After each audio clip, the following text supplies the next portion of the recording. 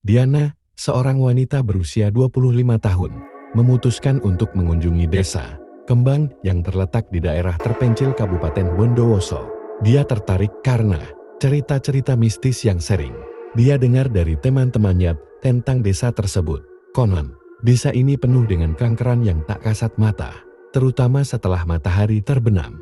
Banyak yang berkata jika malam tiba, desa ini berubah menjadi tempat yang menakutkan. Perjalanan menuju desa Kembang bukanlah hal yang mudah. Diana harus melewati jalan berbatu yang diapit hutan lebat di kiri kanan jalan. Saat senja mulai turun, kabut tebal perlahan muncul dan menutupi pandangannya. Jalanan yang sunyi dan sepi mulai membuat Diana merinding. Namun, dia menguatkan hati. Ini hanya cerita-cerita biasa, gumamnya, berusaha meyakinkan diri. Setibanya di desa, Diana disambut dengan suasana yang terasa mencekam. Desa itu sepi, tak banyak warga yang terlihat. Rumah-rumah tua dengan kayu yang lapuk berdiri di setiap sudut, seolah menatapnya dengan pandangan suram. Ketika Diana bertanya pada seorang nenek tua yang kebetulan lewat, nenek itu hanya menggeleng, memberi isyarat untuk segera pergi sebelum gelap. Diana menginap di rumah salah seorang warga desa bernama Pak Darto. Pak Darto adalah pria parubaya yang tinggal sendirian setelah istrinya meninggal beberapa tahun lalu. Malam itu, saat makan malam, Pak Darto memperingatkan Diana, "Nona, jangan keluar rumah setelah maghrib. Di desa ini, ada sesuatu yang tidak bisa dijelaskan dengan akal sehat. Hantu-hantu penunggu desa ini akan mulai berkeliaran." Diana, meski sedikit cemas, menanggapinya dengan senyum tipis. Ia merasa ini hanyalah cerita lama yang dibuat untuk menakuti pendatang. Namun, malam itu, saat ia terjaga di kamar tamu, sesuatu yang aneh terjadi. Dari jendela kamarnya, Diana melihat sosok perempuan berambut panjang berdiri di kejauhan, tepat di bawah pohon besar di halaman belakang rumah Pak Darto. Wajahnya pucat, matanya kosong menatap lurus ke arah rumah. Diana menggosok-gosok matanya, memastikan apa yang dilihatnya benar. Namun sosok itu masih ada, diam dan menyeramkan. Rasa takut mulai menyusupi tubuhnya, membuatnya ingin menutup jendela. Namun, saat ia melangkah mundur, sosok perempuan itu menghilang seketika. Diana hanya terdiam, napasnya memburu. Ia baru sadar bahwa tempat ini memang menyimpan misteri yang menyeramkan. Diana tak bisa tidur semalaman. Bayangan sosok perempuan misterius itu terus menghantuinya. Dalam pikirannya, ia mulai meragukan keputusannya datang ke desa Kembang ini. Namun, rasa penasaran untuk menguak misteri desa ini justru semakin membesar, membuatnya ingin mencari tahu lebih jauh. Malam terus berlanjut, dan Diana yang sudah mencoba memejamkan mata tetap merasa gelisah. Sosok perempuan di bawah pohon tadi tak henti-hentinya membayangi pikirannya. Keheningan desa yang mencekam semakin membuatnya sulit beristirahat. Jam dinding di kamar menunjukkan pukul 2 pagi, dan suara detik jam terasa begitu nyaring di kesunyian malam. Tiba-tiba, telinga Diana menangkap suara samar dari luar kamarnya. Awalnya hanya terdengar seperti desahan angin. Namun semakin lama suara itu semakin jelas. Itu adalah suara tangisan. Suara yang lembut namun penuh kesedihan. Seperti seseorang yang menderita dan meratap. Diana membeku di tempat tidur.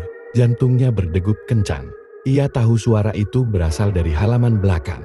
Tepat di dekat pohon tempat ia melihat sosok perempuan tadi. Rasa penasaran yang bercampur ketakutan membuat Diana bangkit dari tempat tidur. Dengan langkah hati-hati, ia mendekati jendela dan mengintip keluar. Di balik bayang-bayang pohon yang diterangi cahaya rembulan, Diana kembali melihat sosok perempuan berambut panjang itu. Kali ini, sosok tersebut duduk di tanah sambil memeluk lutut dan menangis pelan. Wajahnya masih tertunduk, dan rambutnya yang panjang menutupi sebagian besar wajahnya. Diana bergidik, namun ia merasa tak bisa mengalihkan pandangannya.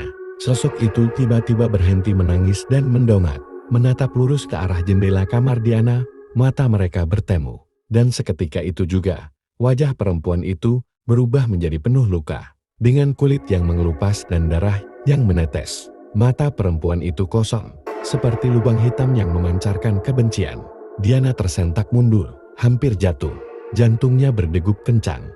Ia merasa harus keluar dari kamar, namun kakinya terasa lemas. Tiba-tiba, terdengar suara ketukan pelan di pintu kamarnya. Diana menoleh dengan perasaan takut. Suara ketukan itu semakin keras, seolah-olah ada seseorang di luar pintu yang ingin masuk. Dengan gemetar, Diana berusaha memberanikan diri. Siapa di luar? Tidak ada jawaban. Ketukan itu pun terhenti. Namun suasana semakin mencekam. Diana tak berani mendekat, namun ia tak bisa hanya berdiam diri. Ia akhirnya mengumpulkan keberanian untuk membuka pintu sedikit. Saat pintu terbuka, di depannya hanya ada lorong yang kosong. Namun, lorong itu terasa dingin. Seolah-olah ada hawa lain yang tidak bisa dijelaskan dengan logika. Tiba-tiba, dari arah ruang tamu, terdengar suara Pak Darto mengucap doa. Suaranya terdengar penuh kecemasan. Diana segera berlari keluar kamar dan menemukan Pak Darto duduk di ruang tamu dengan wajah tegang. Ketika Pak Darto melihat Diana, dia menggelengkan kepala dengan serius. "Sudah kubilang, jangan keluar setelah maghrib. Kau pasti melihat sesuatu kan?" tanyanya dengan nada penuh kekhawatiran. Diana hanya bisa mengangguk, wajahnya pucat. Pak Darto menarik napas panjang sebelum melanjutkan. "Itu, dia, arwah perempuan yang meninggal secara tragis di desa ini. Sejak saat itu, dia selalu muncul, menangis di bawah pohon, mencari ketenangan yang tidak bisa ia dapatkan." Diana merasa bulu kuduknya berdiri. Siapakah perempuan itu? Dan mengapa arwahnya masih berkeliaran di desa ini?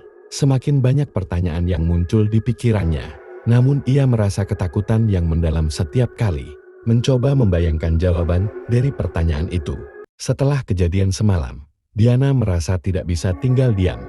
Ia harus mencari tahu lebih banyak tentang Sei dan keangkeran desa Kembang.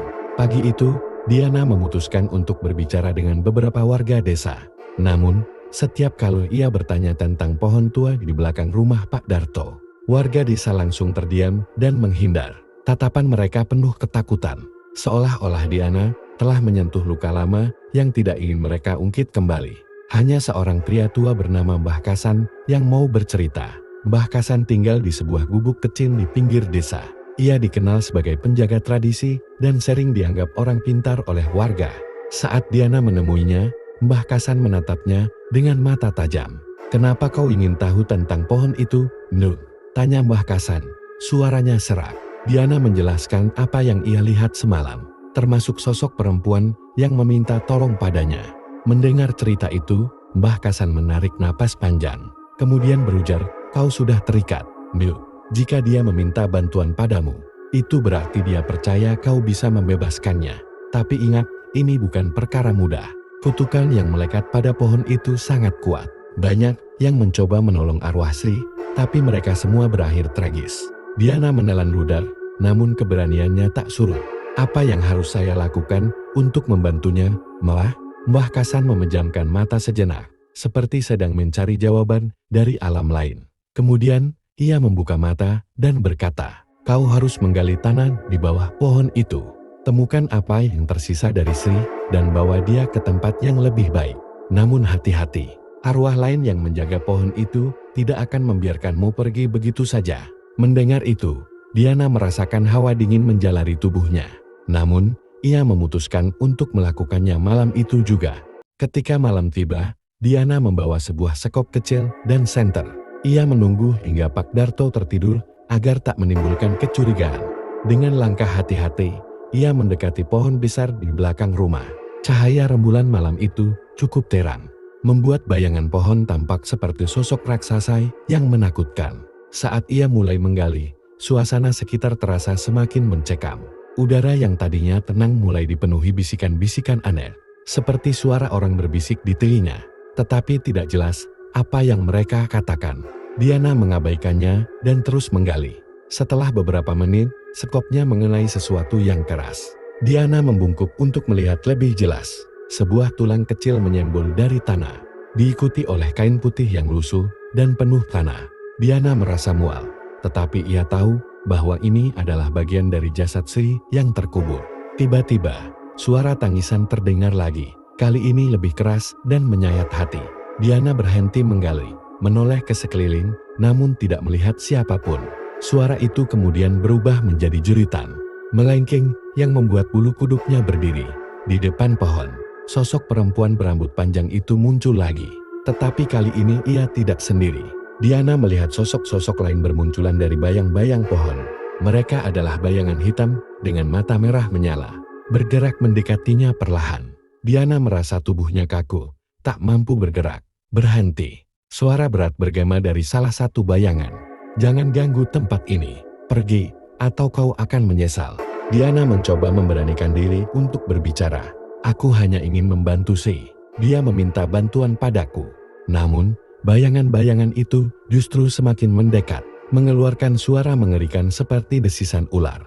Diana tahu ia tidak punya banyak waktu. Ia mengambil tulang dan kain yang sudah ia gali, lalu berlari sekuat tenaga kembali ke dalam rumah. Begitu ia menutup pintu, suara jeritan di luar rumah tiba-tiba berhenti. Udara menjadi sunyi, tetapi Diana tahu bahwa semua ini belum berakhir. Di tangannya, kain dan tulang itu terasa begitu berat, seolah membawa beban tak kasat mata. Diana tahu langkah berikutnya adalah menemukan cara untuk mengakhiri kutukan ini. Tetapi ia juga sadar bahwa ia telah memancing kemarahan, sesuatu yang jauh lebih besar. Setelah kejadian malam itu, Diana merasakan perubahan yang aneh dalam dirinya. Setiap kali ia mencoba tidur, suara tangisan Sri dan bisikan-bisikan dari sosok-sosok bayangan terus menghantui pikirannya. Kain putih dan tulang yang ia temukan di bawah pohon tua itu kini disimpan di dalam tasnya. Tetapi benda-benda itu terasa seperti membawa beban yang mengerikan. Pagi harinya, Diana pergi menemui Mbah Kasan untuk memberitahukan apa yang telah ia lakukan. Ketika Mbah Kasan melihat kain putih dan tulang tersebut, wajahnya seketika berubah pucat. "Ndrut, kau sudah terlalu jauh. Ini bukan sekadar pulang biasa. Ini adalah bagian dari kutukan yang mengikat arwah Sri di pohon itu. Kau telah memanggil sesuatu yang berbahaya." Diana menggigil. "Apa yang harus saya lakukan, Mbah? Saya tidak ingin arwah Sri terus terjebak di sana." Mbah Kasan menarik napas panjang, kemudian berkata dengan suara bergetar, "Satu-satunya cara untuk melepaskan Sri adalah dengan melakukan ritual pemutusan kutukan. Namun, ini bukan ritual biasa. Kau harus siap menanggung segala risikonya." Diana, yang masih diliputi tekad untuk membantu arwah Sri, mengangguk. "Saya siap, Mbah. Apapun risikonya, saya akan lakukan." Mbah Kasan kemudian memberitahu bahwa ritual tersebut harus dilakukan di tengah malam, tepat di bawah pohon tempat jasad Sri terkubur. Diana harus membawa kain dan tulang itu, lalu membakar mereka dengan dupa yang telah diberi mantra khusus. Namun, ritual ini juga akan memanggil roh-roh yang menjaga pohon tersebut, dan mereka tidak akan tinggal diam. Malam harinya, Diana bersiap untuk melakukan ritual. Ia membawa dupa, mantra dari Mbah Kasan, serta kain dan tulang Sri. Dengan langkah pelan, namun penuh tekad, ia mendekati pohon tua di belakang rumah Pak Darto. Sekelilingnya gelap gulita, dan hanya suara angin malam yang menderu di antara pepohonan. Saat ia mulai menyalakan dupa, udara di sekitarnya terasa berubah menjadi lebih dingin. Suara bisikan-bisikan mulai terdengar, semakin keras dan membuat Diana merinding. Namun, ia tidak gentar. Dengan tangan yang sedikit gemetar, ia mulai membaca mantra yang diberikan oleh Mbah Kasan, berharap ritual ini bisa membebaskan arwah Sri. Tak lama setelah ia mulai membacakan mantra, sosok bayangan hitam mulai muncul dari balik pohon. Mereka melayang-layang di sekitar Diana, memandangnya dengan tatapan merah menyala yang penuh kemarahan. Salah satu sosok bayangan mendekati Diana dan berbisik dengan suara parau, "Kau tidak berhak campur tangan di sini." Diana mencoba mengabaikan rasa takutnya dan terus melafalkan mantra. Ia menaburkan dupa di atas kain dan tulang Sri, lalu membakarnya. Api kecil mulai menyala, dan seketika itu juga suara jeritan mengerikan menggema di seluruh desa. Bayangan-bayangan hitam itu semakin marah, bergerak semakin dekat, berusaha menakut-nakuti Diana agar berhenti. Namun, Diana tidak berhenti. Ia menutup matanya, fokus pada mantra yang ia bacakan. Di tengah jeritan dan bisikan mengerikan, Diana merasakan kehadiran Sri di sampingnya. Sosok Sri tampak berbeda kali ini, lebih damai dan penuh rasa terima kasih. "Terima kasih." Suara lembut Sri terdengar di telinga Diana sebelum sosoknya perlahan memudar. Diana tersenyum kecil, merasa lega bahwa ia telah berhasil membantu Sri. Namun, kebahagiaan itu tidak bertahan lama. Salah satu bayangan hitam tiba-tiba menyerang Diana, mencengkeram bahunya dengan kuat. "Kau boleh membebaskan Sri, tapi kau telah membangunkan kami semua. Bersiaplah menerima akibatnya." Diana berusaha melepaskan diri, tetapi bayangan itu semakin kuat mencengkeramnya. Udara di sekitarnya terasa semakin dingin. dan suara tawa menyeramkan menggema di seluruh desa. Diana berteriak, namun suaranya tertelan oleh gelapnya malam. Diana berhasil melepaskan diri dari cengkeraman bayangan hitam itu dan berlari sekuat tenaga ke rumah Pak Darto. Ketakutan menyelimutinya, namun ia tahu dirinya belum aman. Suara tawa dan bisikan-bisikan menyeramkan masih terdengar di belakangnya.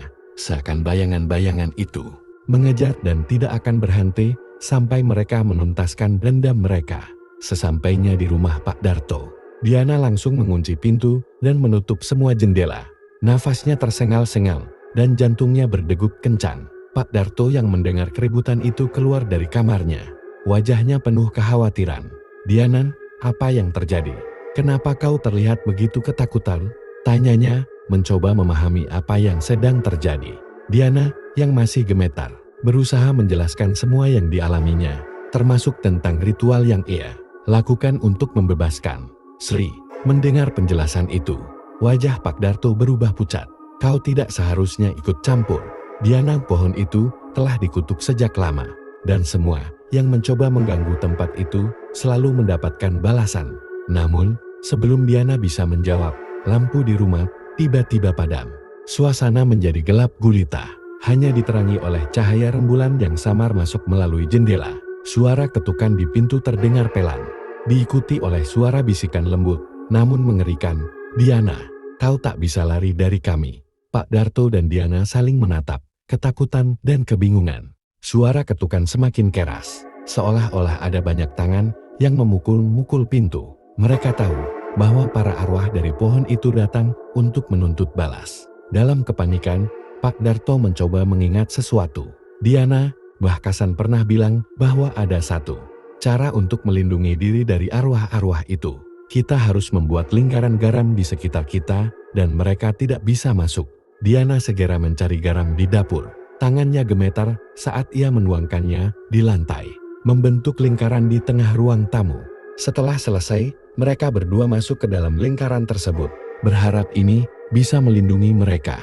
Suara ketukan di pintu berhenti, namun kini suara bisikan dan tawa menyeramkan itu terdengar di sekeliling mereka. Bayangan-bayangan hitam mulai muncul di pojok-pojok ruangan, mengelilingi mereka dari luar lingkaran garam. Salah satu bayangan mendekat, matanya merah menyala menatap Diana dengan penuh kebencian. "Kau pikir garam bisa menghentikan kami? Kau sudah berani memutuskan kutukan kami. Sekarang kau harus membayar harga yang setimpal." Bayangan itu berbicara dengan suara dalam yang bergema di seluruh ruangan, membuat bulu kuduk Diana dan Pak Darto berdiri. Diana mencoba tetap tenang, tetapi ia tahu bahwa mereka hanya bisa bertahan untuk sementara waktu. Bayangan-bayangan itu semakin banyak, dan tekanan di ruangan itu terasa semakin berat. Satu demi satu, bayangan mencoba menembus lingkaran garam. Meskipun mereka tersentak mundur setiap kali mendekati garis batas. Dalam keputusasaan, Diana teringat pesan terakhir, "Mbah Kasan, jika arwah-arwah itu datang menuntutmu, kau harus menebusnya dengan doa dan pengampunan yang tulus. Kutukan itu hanya bisa diputus dengan hati yang bersih." Diana menutup mata, berdoa dengan sepenuh hati, meminta pengampunan bagi arwah-arwah yang terjebak dalam dendam itu. Ia juga meminta maaf atas gangguan yang mungkin telah ia sebabkan. Pak Darto mengikuti Diana, melafalkan doa-doa dengan suara gemetar. Setelah beberapa saat, sesuatu yang aneh terjadi. Bayangan-bayangan itu mulai memudar, jeritan dan bisikan perlahan mereda. Udara di sekitar mereka terasa lebih tenang, dan tekanan berat di ruangan itu mulai berkurang. Salah satu bayangan yang tersisa berbisik lembut, suaranya penuh kepedihan, "Terima kasih, akhirnya kami bisa pergi." Lalu bayangan itu memudar, meninggalkan ruangan dalam keheningan yang mencekam. Diana dan Pak Darto saling memandang, wajah mereka penuh kelegaan. Mereka tahu bahwa arwah Si dan roh-roh lainnya telah pergi dengan damai. Namun, Diana menyadari bahwa pengalamannya di desa Kembang Angker ini akan selamanya terpatri dalam ingatannya. Sebuah pelajaran tentang keberanian, penyesalan, dan batas antara dunia manusia dan dunia lain. Setelah malam penuh teror itu, Diana merasa lega. Ia pikir arwah Si dan roh-roh lain sudah tenang. Namun, jauh di lubuk hatinya, ada sesuatu yang masih mengganjal. Pagi itu, Diana memutuskan untuk menemui Mbah Kasan sekali lagi. mencari jawaban atas misteri yang masih tersisa. Sesampainya di rumah Mbah Kasan, Diana disambut dengan wajah penuh kekhawatiran. Mbah Kasan menatapnya lekat-lekat, lalu berkata dengan suara berat, "Nuruk, kamu sudah melewati batas yang tidak seharusnya kau sentuh. Kutukan desa Kembang Angker bukan hanya tentang Sri, tetapi tentang dendam yang lebih dalam. Ada sesuatu yang lebih besar, yang telah lama terkubur." Diana terkejut. "Apa maksudmu? Bukankah Si dan roh-roh lain sudah pergi dengan tenang?" Mbah Kasan menggeleng pelan. "Yang kau lihat hanyalah permukaan.